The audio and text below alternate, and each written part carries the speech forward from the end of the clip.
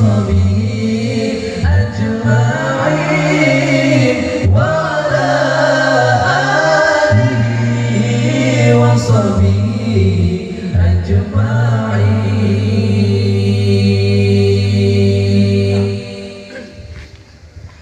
Ya Allah, selawat dan salam dicurahkan ke Nabi Rasul junjungan kamu.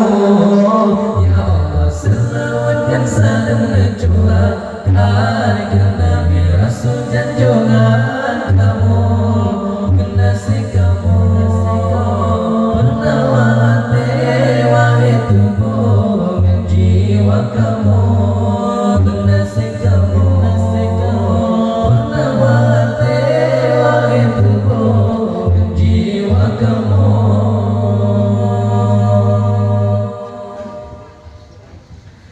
wahai junjungan kamu Nabi Muhammad, ana Abdullah yang benar dan amanah. Wahai junjungan kamu Nabi Muhammad, ana Abdullah yang benar dan amanah. Dan mandul kepada keluarga dan para sahabatnya. Dan mandul kepada keluarga dan para sahabatnya.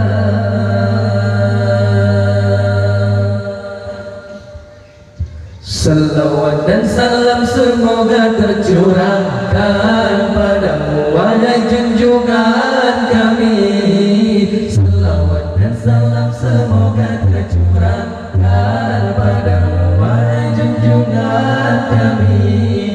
Kasih kami penawar hati wahai tubuh dan jiwa kami. Kasih kami penawar hati wahai tubuh dan jiwa kami.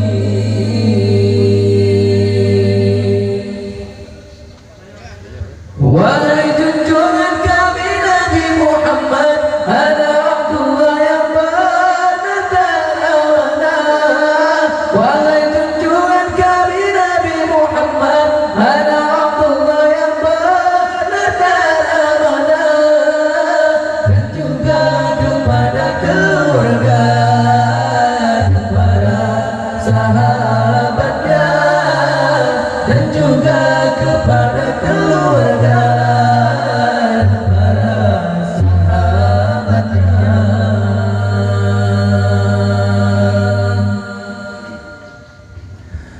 Oh Allah, peace and salutation always be upon Justly and ours for you our leader. Oh Allah, peace and salutation always be upon Justly and ours for you our leader.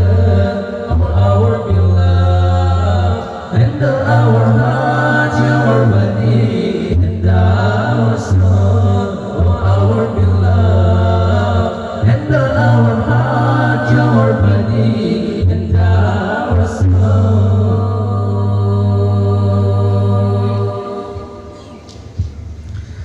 The Muslim leader is the Prophet Muhammad.